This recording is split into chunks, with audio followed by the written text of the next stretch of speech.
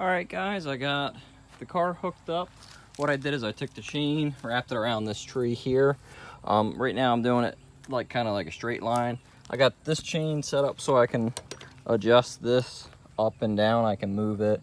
I can move this hook in different spots and pull the chain through and raise and lower it. So I'm just trying to kind of pull it straight back for right now and not at an angle. At a little bit of a downward angle, but there's so many different ways you can do this. First things, I'm going to try pulling this side forward a little bit here. See if I can get this back forward a little bit to try to get that door gap maybe. And then once that's done, then I'm going to try to pull this forward a little bit here to get this up. I might end up having to put a radiator support in this. It's pretty screwed up. I know I can buy these center pieces by themselves. So I'm going to see how much of this radiator support I can get back up forward to see if I do have to replace it or not, or if I could just go ahead and order this piece and this piece separate. Because I can buy each of them pieces for like 40, 50 bucks. So, but a whole radiator support with these two side pieces, it's I think like $200 to $300. So I'm going to see what I can do with the side pieces and get them back. So what I might be able to do if I can get this pulled back forward enough is go through and just re-weld this where it ripped. I just got to see what I can do. So that's where I'm going to start and go from there. So that's what I did on the front. I had to move the car, so make sure to disconnect your batteries before you start. So what I did back here is I took the tie down hook on the bottom, hooked that up to this back tree. So that way I got something to hold it, so when I start pulling forward, the car doesn't roll forward.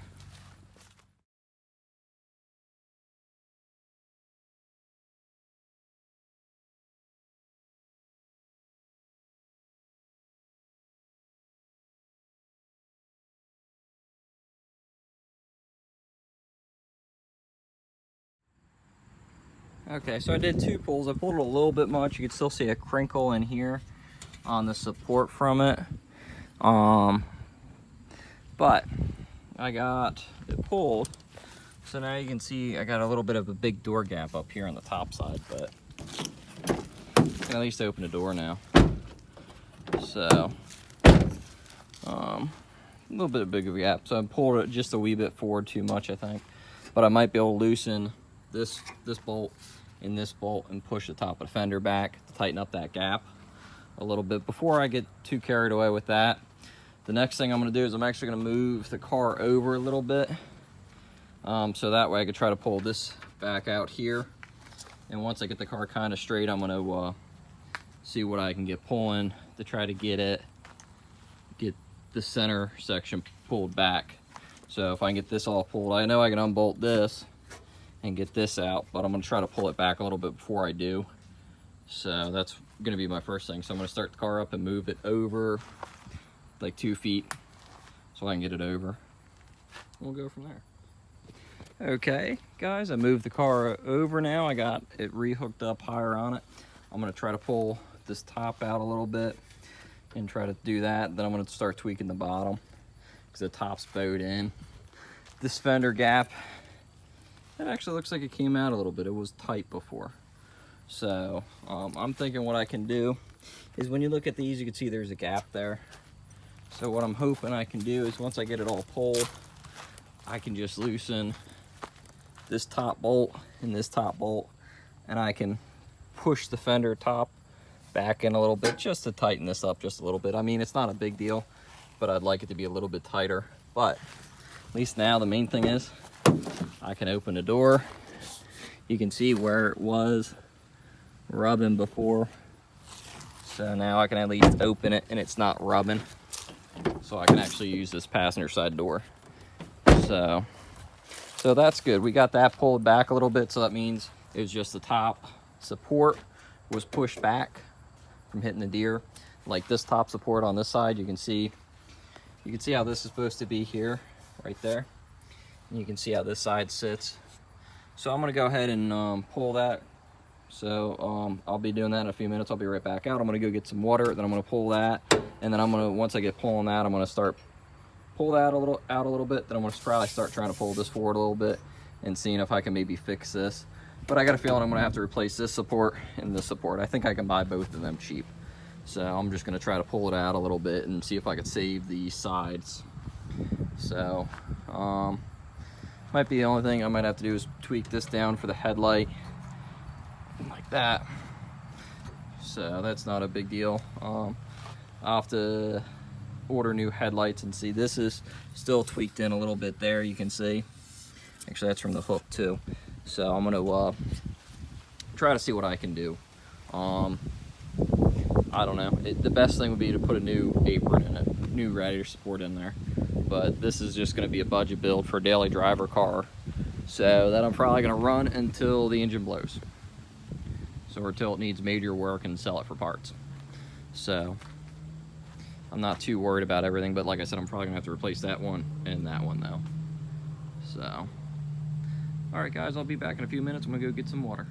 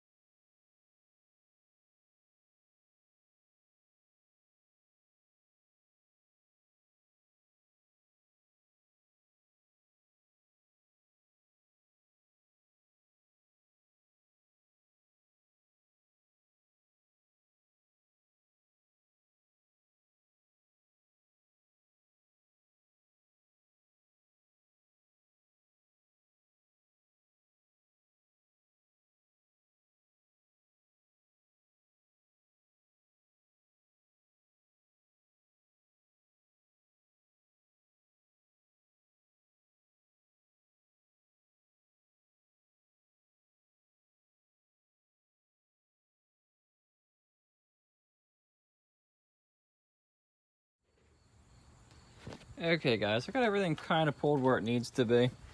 So this is pretty good. Like I said, this side I think is just a skosh forward a little bit. But the fender and the hood align when you shut it. I gotta get a new support for up here because this is bent upwards here and that's bent upwards. I gotta get the new support for the lower because this is supposed to be twisted kind of, I think, like that, and it's not quite right.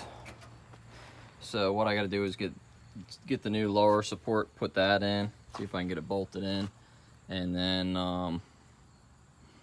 bolt this up and the latch up and see how it fits. But now I got this all pulled out, so now I can really see what else I need to order up here. It doesn't look like any of the compressor lines are broke.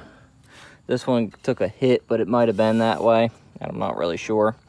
As you guys can clearly see, the radiator is definitely shot, the condenser is shot. So I need a new one of them for both of them. I'm gonna need a new fan and fan shroud, because the fan shroud is busted. And the fan shroud also includes the reservoir, so I'm gonna have to get a new one of them. Now that I got back here, I can now see if there's anything else in the back part that looks to be damaged besides the intake. I gotta grab my pliers, bend that back straight, and get that kind of straight to see if I can get the throttle working right. So, I mean, I should be able to bend that back with pliers, I think. My intake tube looks all right. It's a little bit smooshed, but it's usable still. Let's get this out of there. Let's see, my clutch sleeve looks like it's fine. It's working fine, so I don't think there's any issues there. No wiring there is broke. I did notice my one horn wire is destroyed, so I'm gonna have to figure that out and get that fixed.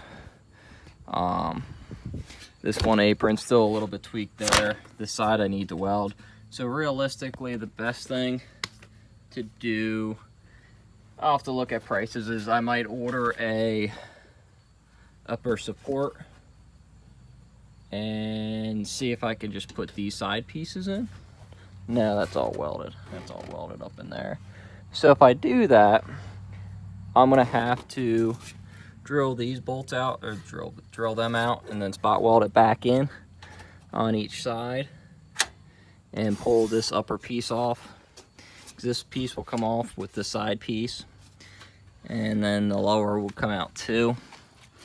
So I'm gonna look at cost of that and see, maybe I will put a whole support in, radiator support in, to fix all this little stuff. I'll look on prices and see how much this piece and the lower piece is. If it's not too much more, I might get a whole support and maybe put a whole support in this thing, because it's not a big deal to replace it. So I could actually, if I wanted to, I can get the new support and drill out the couple spot welds in there and then just re-spot weld it in there if I wanted to. I gotta look at prices and see, because this is still bowed there a little bit. You know, I could probably take my pliers, if I can get them working right, bend it out like so.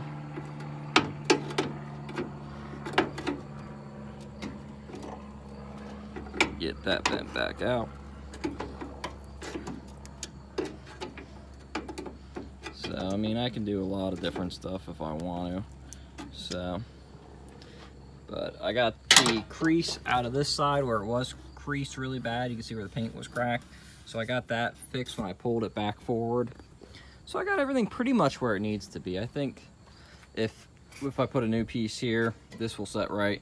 And sometimes you can adjust these latches down a little bit, but I know that's all pulled. I'll have to loosen the latch and look at it and see.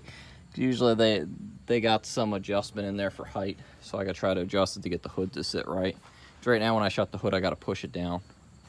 I have an alright fender gap there. It's a little bit bigger on the top. It's not that noticeable. So for a car that's higher mileage, it's not a big deal. But like I said, I can open the door now. So back to what I'm gonna have to do. I'm gonna have to get a condenser, the radiator, fan shroud, fan, and my hose I can reuse. This hose does not look damaged, so I can reuse this hose. So I'm gonna get my pliers and bend that back straight, and then we'll go from there. Intake, I'll have to do something with the intakes. It is cracked there, down there. So I should probably look into maybe a new intake. I mean, I might be able to glue it and just put a bunch of glue, clean it, and glue it all in there. So I don't know how. I don't know if I can do that or not. Let's see if I can get that stuck up there. That's probably not the best idea to do. You can see the gap in there, so probably should just look at a new intake. It's probably always cracked, and see how big of a pain it is to change an intake. I might just put a whole new intake on it. So, but that's something else to look at. But now I got a rough idea of everything, so there you guys go. Well guys, I didn't share this, but I went through and I tried to straighten this up as best I can. I'm gonna try to reuse it. So I'm gonna go ahead and order a radiator, an AC condenser and stuff. And I'm gonna try to put a radiator in it. Radiator, you know, the coolant thingy. And I'm gonna see how well that actually sits in there. I might have to tap it up in here a little bit in the middle, because it might rub it. I don't know. This thing's really screwed up. I should replace it. But I'm trying to see if I can get this car fixed for under 500 bucks. That's my game plan. So right now with both headlights, AC condenser, a coolant thingy, radiator, whatever you want to call it, radiator, and a fan that has a reservoir built into it, I'm at 400 bucks. And I'm not sure what I'm going to do with the bumper cover yet. I haven't done anything with that. That's going to be another day, because it's getting later out. Bumper cover is beat up pretty good. It does have a bunch of cracks and breaks in it. So I'm still tempted to try to glue it back together and see if I can get it back together, kind of. I might try the hot weld things. I'm not worried about cosmetics of it.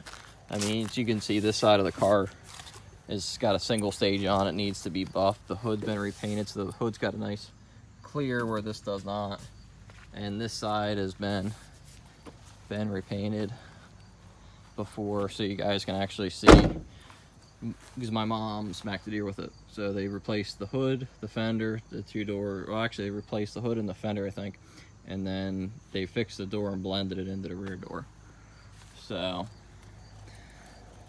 all I'm gonna try to do now is just, see, I tweaked the fenders in a little bit. I just loosened up the one screw, pushed them in. This one I actually pushed back a little bit, which tightened up the gap there, which I don't really care for too much. But the door still opens and closes. So, there's still the little tweak in it here from the accident, from when it got pushed, but I'm not really worried about that. I could probably reach in here, where is it? Right there. Let's see if I can show you. I think I can just push it right out and just do a little PDR on it. So it came out some. I'm not really worried about it. My thing is just to make this car into a driver again. So I did the same thing here. I loosened the screw, pushed it in. I could probably loosen this screw and push that in and get that gap a lot tighter. I'm not too worried about that because I want the gaps to kind of match on the hood. So the other thing I did is this hinge here was actually bent, so it was down low, like really low. So what I did there was I actually took that hammer and I put it in the hinge and I lightly set the hood down on it and then just pushed it a little bit to try to tweak the hinge back up, which seemed to actually kind of work. I should replace that hinge too, but like I said, I'm trying to do a budget fix on this thing so I can try to get this going again for under 500 bucks. So realistically, with one of these cars, I could probably go buy a new one for, not a new one, let me rephrase that, a used one. I could probably go pick it up for 1,500, maybe 2 grand. But I'm just trying to make it go again because I know the history on this car. I know the engine side of it. And the nice thing is that it is a 5-speed. Most of these that I'm finding right now are automatics. So, well, guys, keep a watch. I'll keep updating you on the progress on this once I order some parts. I'm gonna go online and see if I can find the parts cheaper elsewhere instead of ordering them all from Amazon. Amazon seemed to have everything, but I'm gonna look elsewhere and see what else I can find.